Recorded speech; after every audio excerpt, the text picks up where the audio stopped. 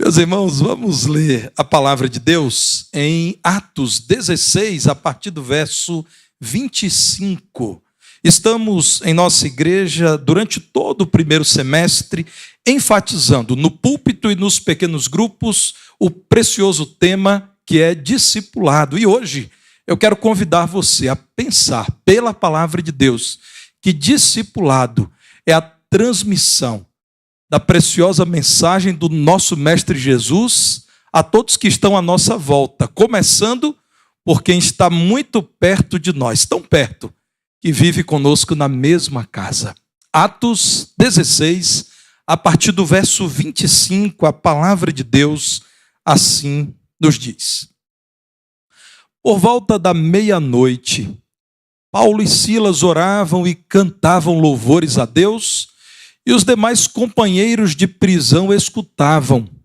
De repente, sobreveio tamanho terremoto que sacudiu os alicerces da prisão.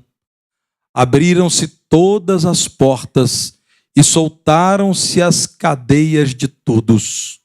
O carcereiro despertou do sono e, vendo abertas as portas do cárcere, puxando da espada, ia suicidar-se, supondo que os presos tivessem fugido. Mas Paulo bradou em alta voz: não te faças nenhum mal, que todos aqui estamos. Então, o carcereiro, tendo pedido uma luz, entrou precipitadamente e, trêmulo, prostrou-se diante de Paulo e Silas. Depois, trazendo-os para fora, disse: Senhores, que devo fazer para que seja salvo? Responderam-lhe: crê no Senhor Jesus e serás salvo, tu e tua casa. E lhe pregaram a palavra de Deus e a todos os de sua casa. Naquela mesma hora da noite, cuidando deles, lavou-lhes os vergões dos açoites. A seguir foi ele batizado e todos os seus. Então, levando-os para a sua própria casa, lhes pôs a mesa e com todos os seus manifestava grande alegria por terem crido em Deus. Vamos ler juntos o verso 31? Atos 16, 31, que diz: responderam-lhe: crê no Senhor Jesus e serás salvo, tu e tua casa. Podem sentar.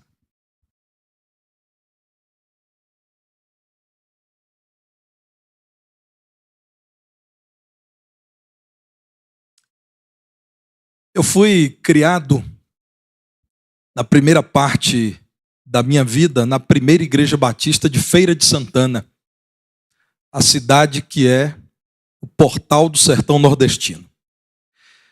Mas, quando eu era um junior, os meus pais aceitaram o desafio da nossa igreja para iniciarem uma nova igreja em nosso bairro. E então, sob a liderança de um missionário norte-americano, o pastor Dr. Neil McSchutz, passamos a trabalhar naquele local que primeiramente existiu como um ponto de pregação, depois como uma congregação da primeira igreja batista e finalmente foi organizada a igreja. Tive a oportunidade de conviver por muitos anos com esse meu pastor, um missionário norte-americano, e a sua esposa, uma pianista sem igual, uma regente de coro muito piedosa, a irmã Audrey Minor-Schutz. Hoje, esse missionário, nosso missionário, que aqui esteve por 34 anos, mora nos Estados Unidos, a sua pátria de origem, e enviou um vídeo para os estudantes do seminário, do qual ele foi reitor, e que se reunirão amanhã, ex-alunos, professores. Eu estava ouvindo o vídeo do pastor Schutz com a minha esposa hoje à tarde. Acredito que o pastor Petrônio já tenha ouvido e tenha se emocionado. E naquele vídeo, que dura mais ou menos 10 minutos, me chamou a atenção primeiro quando ele fala da sua esposa já falecida. Ela faleceu há alguns anos, já nos Estados Unidos. E ele diz aos pastores, aos missionários: meus irmãos, todos nós um dia receberemos a coroa da vitória em Cristo Jesus. E eu penso que haverá anjos tocando harpas para a glória do nome do Senhor.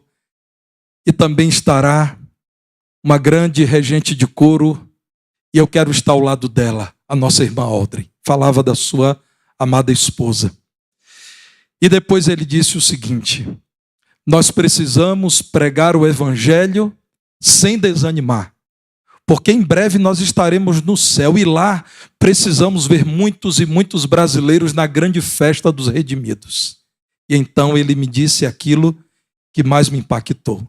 Ele disse: o meu filho Jester está agora na Amazônia, aí no Brasil, pregando o evangelho, porque nós continuamos amando o povo brasileiro. Nós continuamos desejando a salvação do Brasil. E o nosso filho, nesse período, está na Amazônia pregando Jesus Cristo. Que testemunho. Eu fui ovelha daquele homem de Deus. Ele almoçou algumas vezes em minha casa. E eu posso dizer aos irmãos, convivi com um homem que anda com o Senhor, um santo homem de Deus.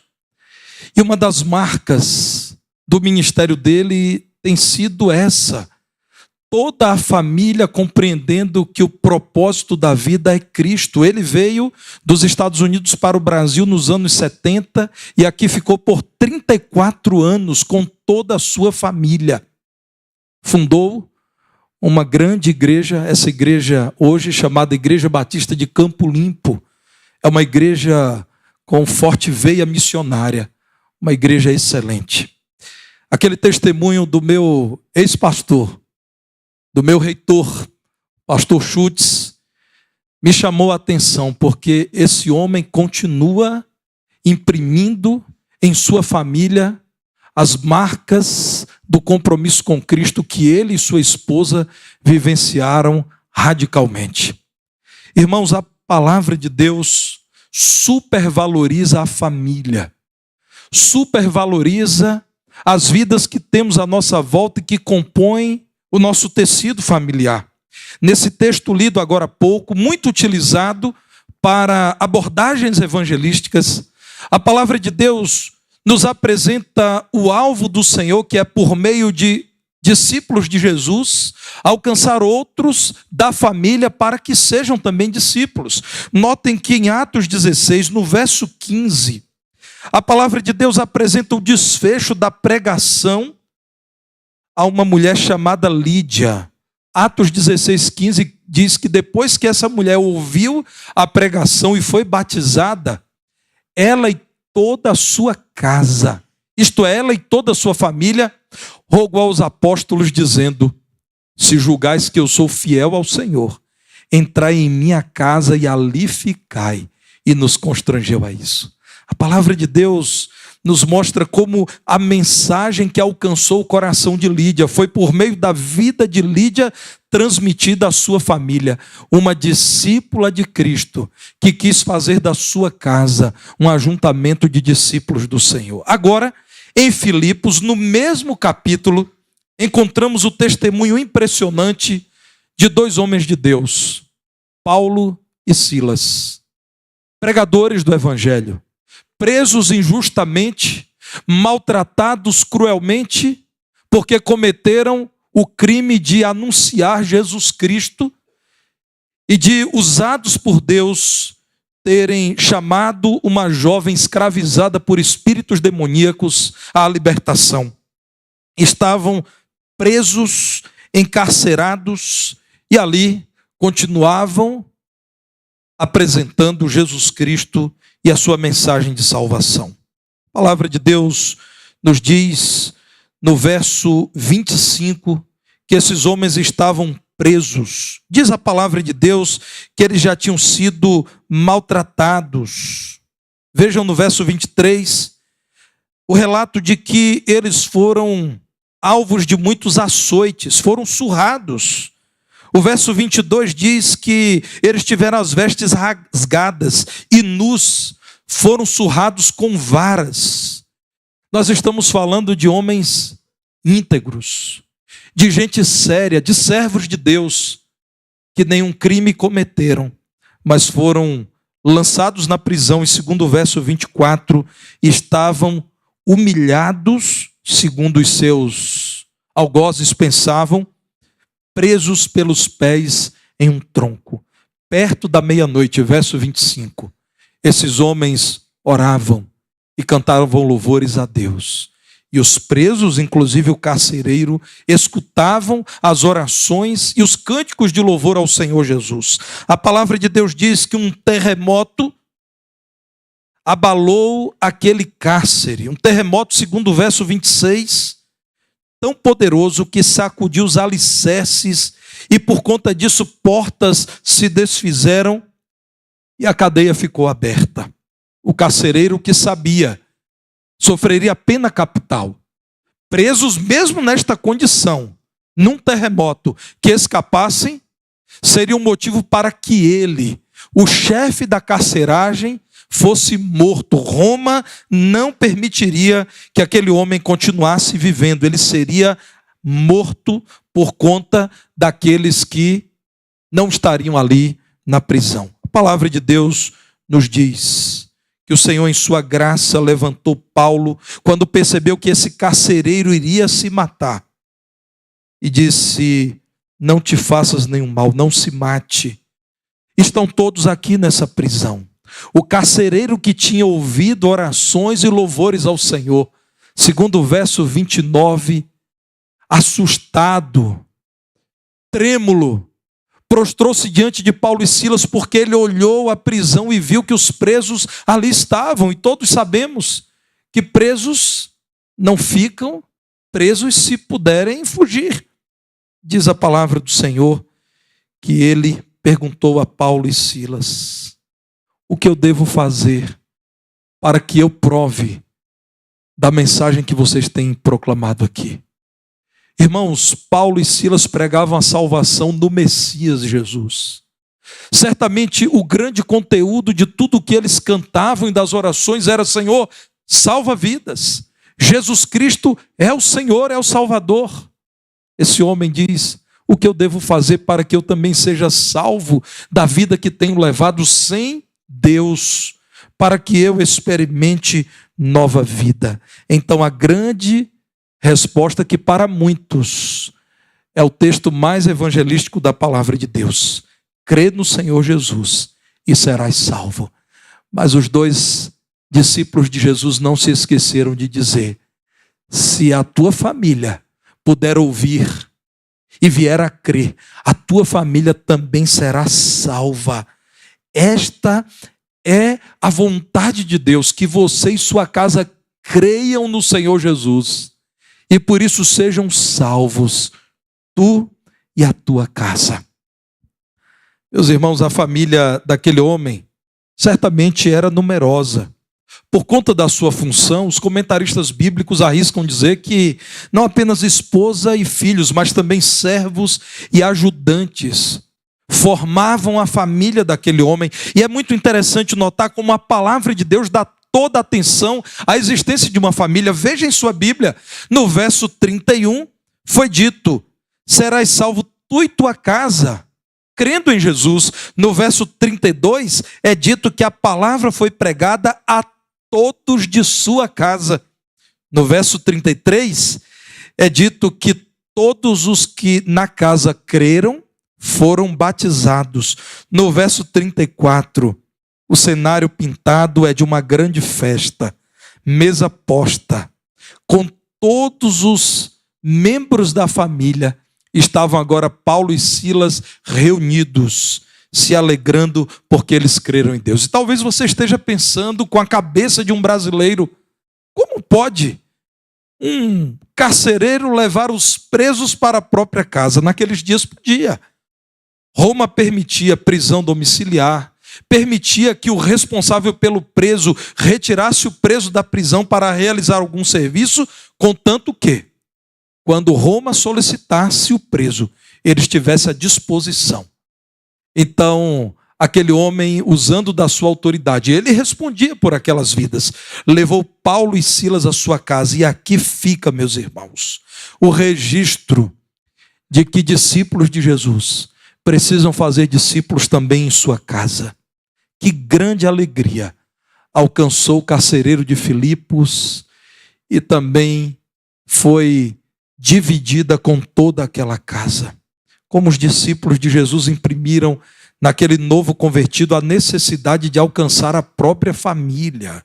Certamente, aqui está o início relatado nas Escrituras de uma jornada na qual os familiares daquele homem ouviram acerca de Jesus, foram discipulados, isto é, ensinados, treinados, levados ao conhecimento da vontade do Senhor Jesus e também tornaram-se uma família agora participante da família da fé.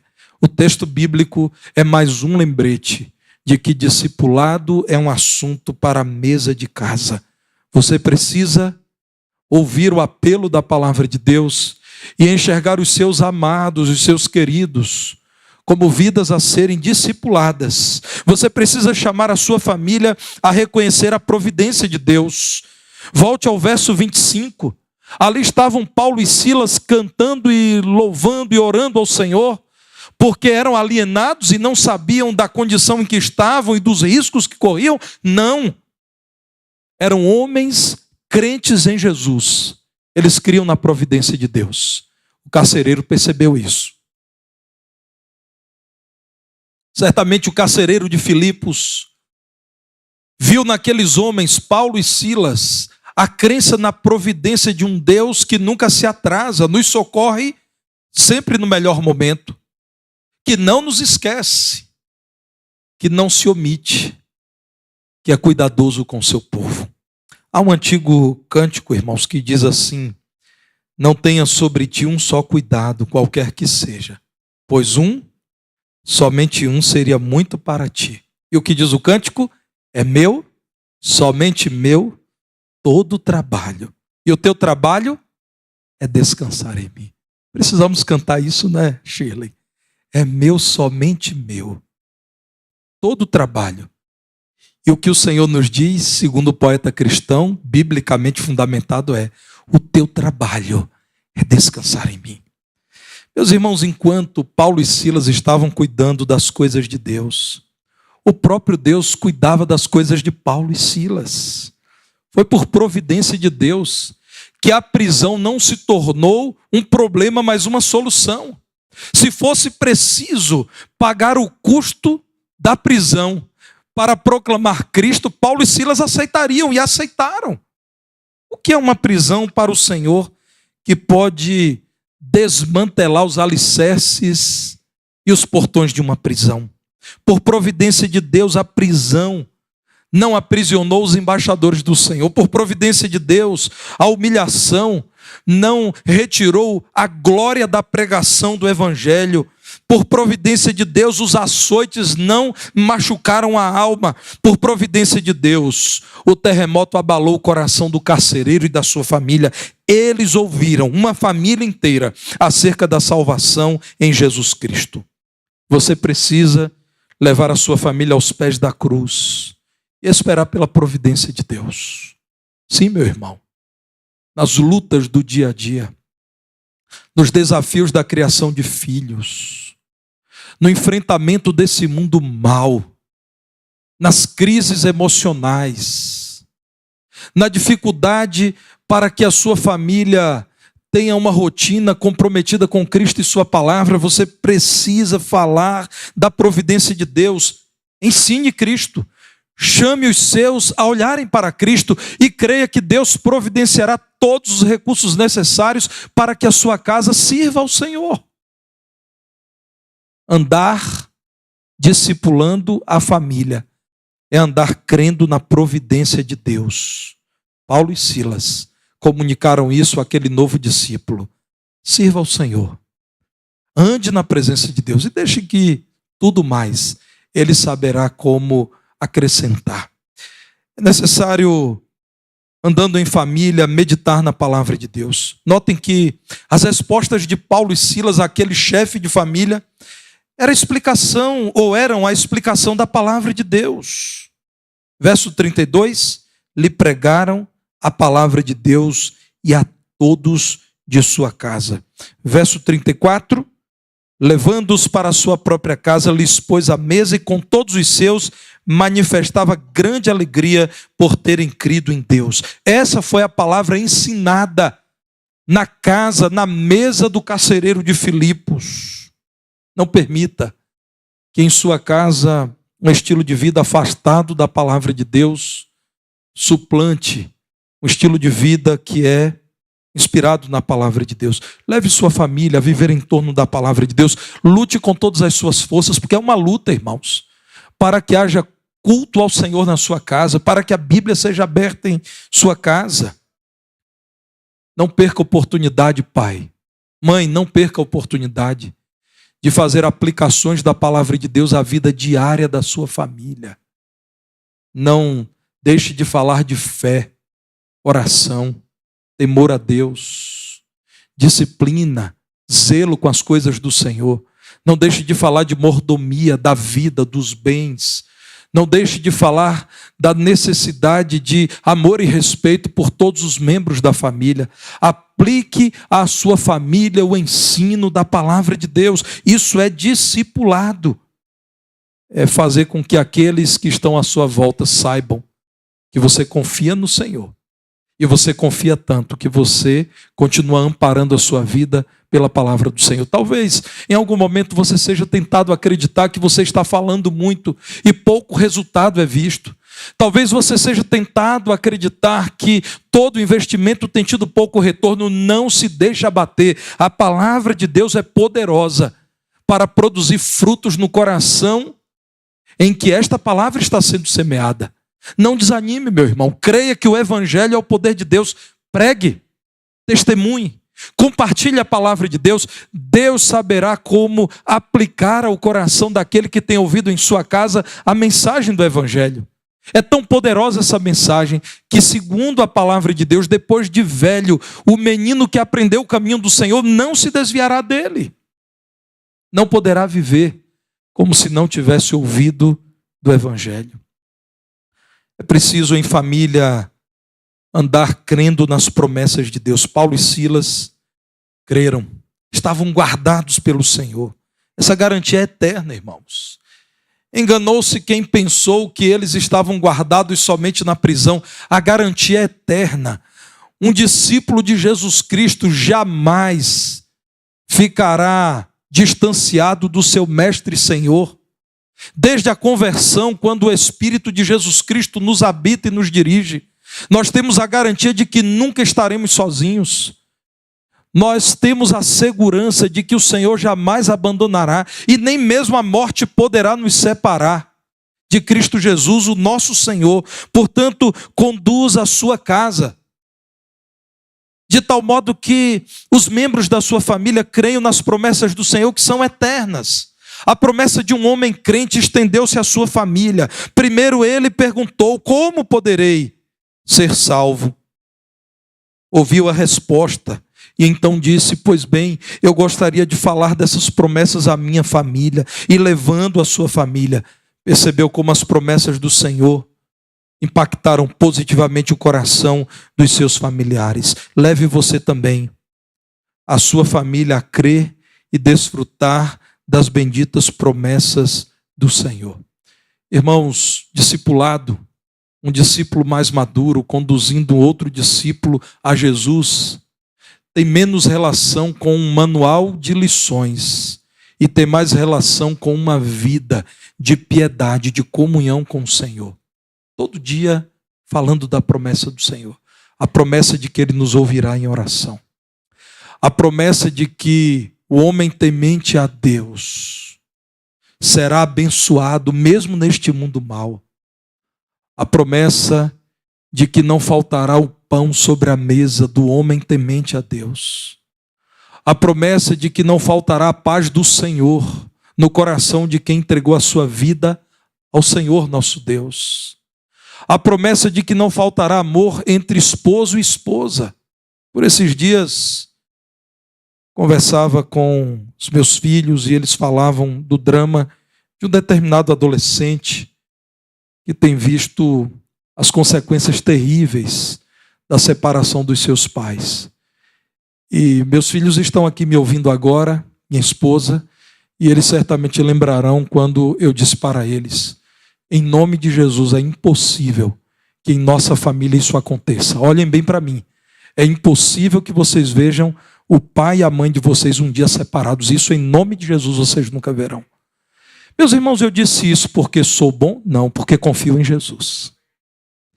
Eu disse isso porque acredito que sou extraordinário? Não, minha esposa tem muitos motivos para discordar que eu seja uma pessoa extraordinária, mas porque confio no Senhor. Em algum momento, irmãos, nós precisamos, crendo nas promessas de Deus com autoridade, dizer: em nossa casa, não.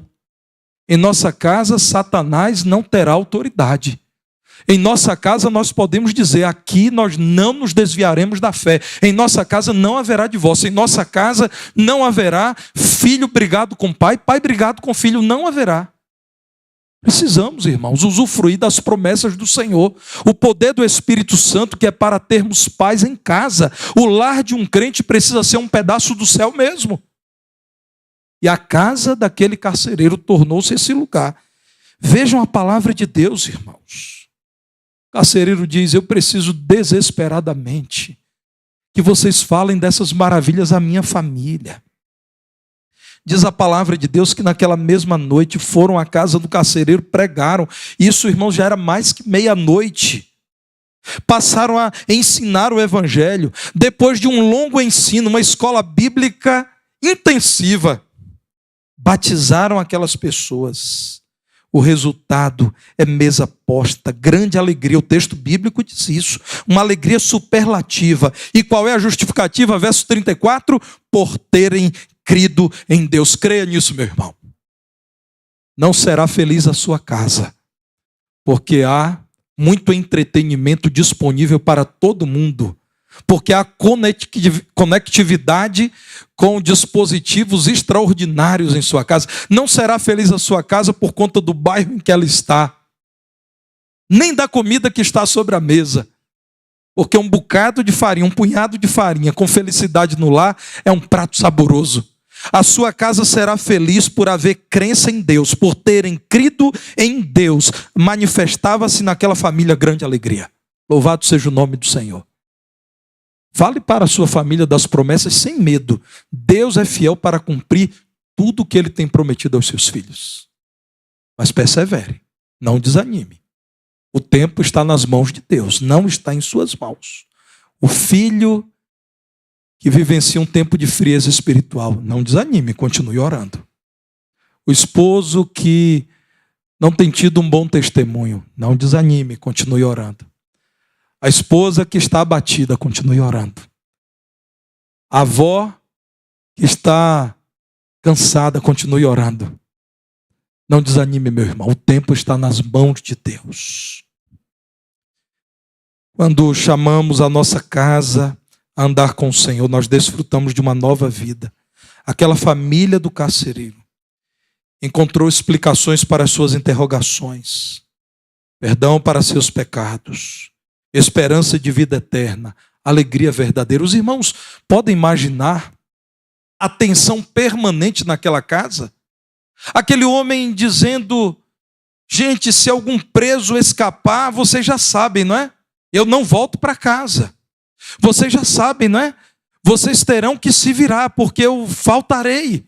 Vocês já imaginaram, irmãos, o momento difícil que era para aquele homem pensar na possibilidade de um preso escapar, a morte dele, a tragédia sobre a família? Aquele homem não tinha boas perspectivas de vida, vida tensa, até que ele encontrou Jesus e desfrutou de nova vida. Havia agora na casa daquele homem grande alegria, porque passaram a crer no Senhor. Leve sua família a desfrutar dessa nova vida pela fé com alegria. Não estou dizendo aos irmãos que crentes não enfrentem dias difíceis, mas do modo geral, a vida do cristão é uma vida cheia de alegria, é parte da obra do Espírito Santo em nós. O fruto do Espírito é também o gozo, isto é, a alegria. Se você tem tido dificuldade em alegrar-se, meu irmão, existe algum problema sério na sua vida cristã. Eu volto a te dizer, nós sabemos que neste mundo que não é o céu, enfrentaremos momentos de tristeza, de aperto, de aflição, de dor. Mas a vida cristã, por conta da nossa convicção de que Deus é por nós, das promessas benditas que alcançamos em Jesus. É uma vida de alegria.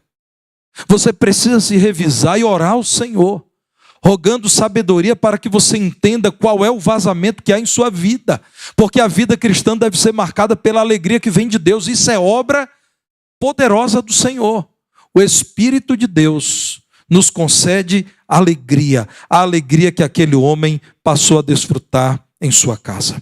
Os discípulos de Jesus são assim, sabem que é o seu privilégio, é a missão dada pelo Mestre Jesus, fazer outros discípulos de Jesus. Você precisa fazer isso, mas lembre-se, faça a partir da sua própria casa.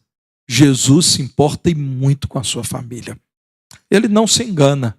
Sabe, os filhos que ele te deu são bênçãos, ou o filho ou a filha é bênção do Senhor.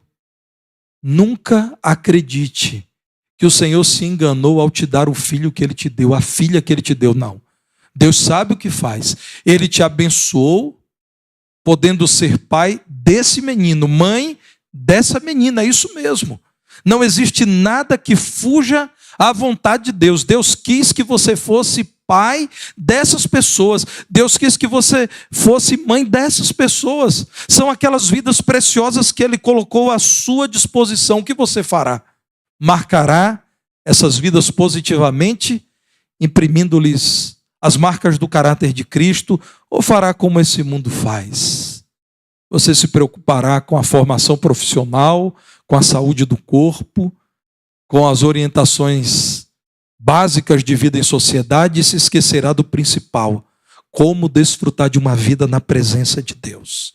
O Senhor nos chama, irmãos, a alcançar o mundo, mas precisamos fazer isso a partir do próximo, que é o nosso mais próximo, que é aquele que está em nossa casa, vivendo debaixo do mesmo teto. Pensem nas oportunidades diárias que temos com os nossos familiares. Isso vale para os filhos, sim. Para os filhos que podem marcar a vida dos seus pais, dos seus avós, sim. Imaginem, irmãos, quantas pessoas já chegaram a Cristo porque o Evangelho transformou o coração de filhos, de netos. Isso vale para todos nós, irmãos. Vamos fazer discípulos para Cristo. Olhemos à nossa volta, bem pertinho em casa, estão essas vidas preciosas. Eis o nosso desafio. Vamos agora, irmãos, ao trabalho, que é conduzir todas essas vidas ao Senhor. Deus, pois, nos abençoe. Vamos cantar esse hino. O hino vai buscar.